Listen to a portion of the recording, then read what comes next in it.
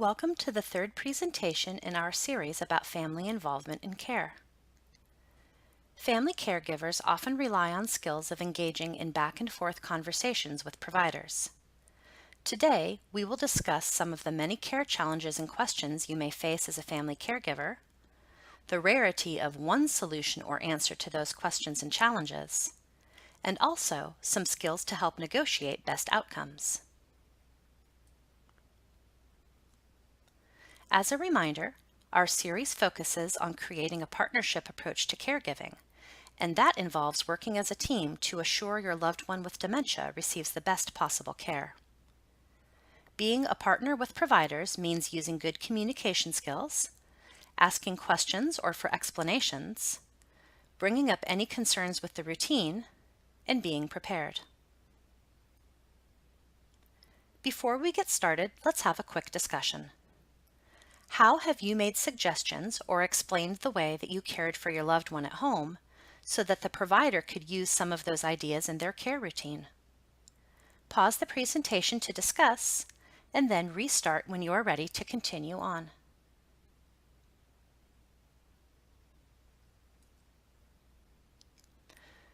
The concept of negotiation can take many forms in many settings. Let's take a look at how it can be used in dementia care. Negotiation is a big word that often is linked to corporate boardrooms. But in fact, it's a process we all use in daily life. Negotiation is really just a give-and-take process. It means working side by side with another person to find mutually satisfying results. Okay, so you may be wondering, how does that work in caregiving? Well, let's dig a little deeper on that. There are a wide variety of topics and questions that may benefit from using negotiation to find the best solutions. Some of those discussions may include, what does this behavior mean? Is this medication really helping, or is the condition getting worse? What is the best way to keep my loved one at home? And what is reasonable to expect from my healthcare provider? So now that we know when negotiation can be used, let's look at why a give-and-take process is important in caregiving.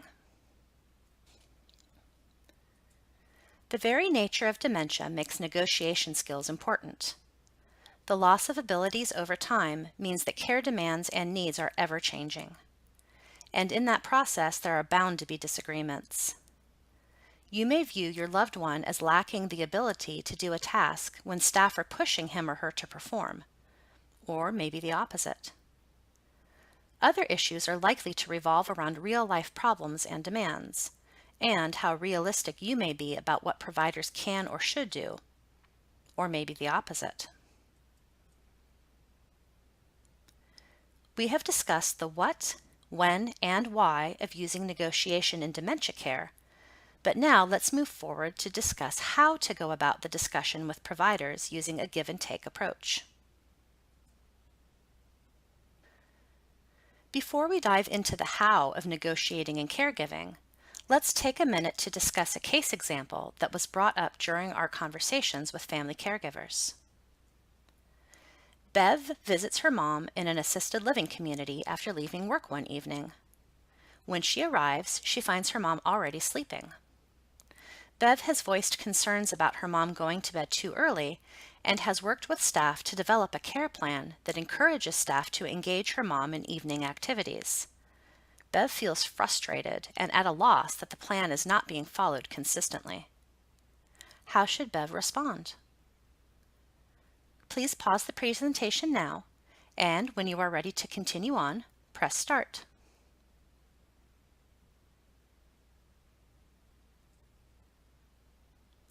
Being prepared to negotiate with providers relies on keeping key factors in mind, including the main problem or issue, who the provider or setting is, the options that may be available, your own values, beliefs, and needs, and practical considerations for both you and the provider, such as time commitments and availability of staff. First things first, work to stay on target.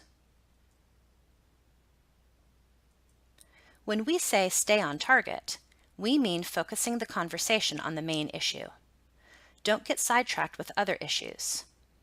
Introduce the topic you want to discuss, and if you feel that the conversation is getting off course, be assertive and politely but clearly redirect the conversation back to the main topic. It can also be helpful to bring a friend or family member along to keep the discussion on track.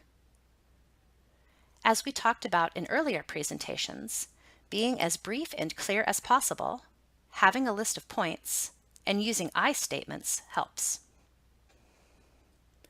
When emotions run high, it can be more difficult to keep the conversation on track. Consider your typical emotional reactions under stress. How do you respond when you don't feel heard or understood? Or perhaps when you feel unprepared? Or just plain afraid for yourself or your loved one? Thinking about common emotional reactions and responses ahead of time can help reduce the risk that they interfere.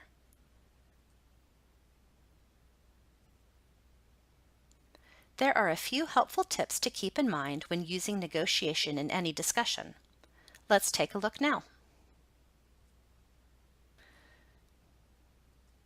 Use the law of win-win to guide decisions. The law of win-win says, let's not do it your way or my way.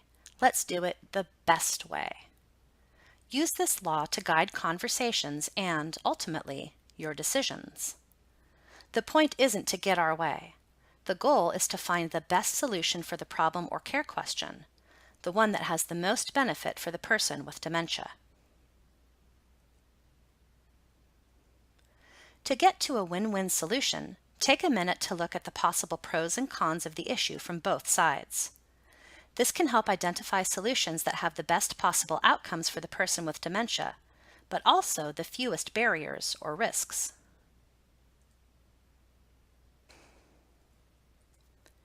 An important consideration in making decisions is that changes can be made later on. Even the best win-win decision may not work as dementia changes the person's abilities and responses. In care partnerships, develop a plan based on the decision. Make sure the plan includes what the family and provider will each contribute, along with how to evaluate to know if the plan is working or not. What are the desired outcomes? And then, if the plan is not working any longer, what indicators should we be looking for to signal that it is time to discuss again?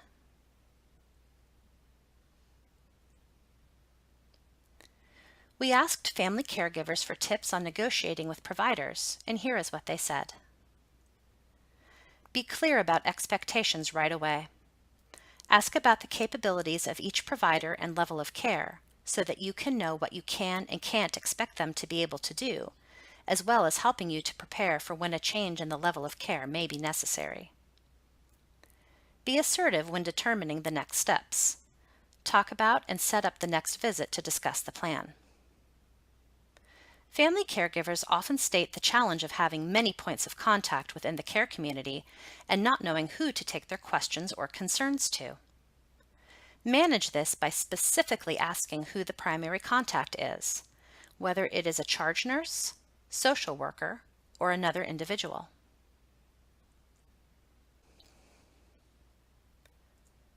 There are many things for family members to think about in working with providers to achieve the best outcomes for loved ones with dementia.